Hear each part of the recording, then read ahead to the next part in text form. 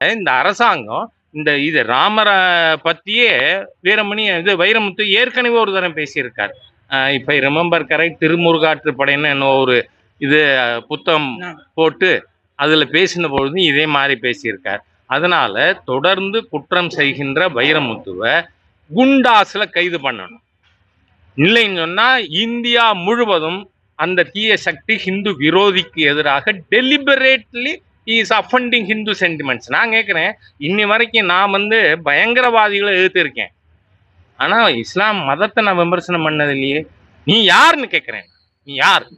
இன்னும் சொல்ல போனா எம்பெருமான் ராமனை இப்படி பேசினவன மரியாதையா பேசினே அவசியம் இல்லை, நீ யாருடான்னு கேட்கலாம். நான் அவ்வளவு தூரம் ஒரு இழிந்த ஜென்மம்.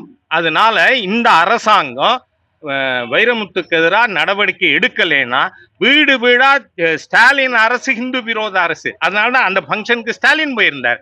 நான் கேட்கிறேன்,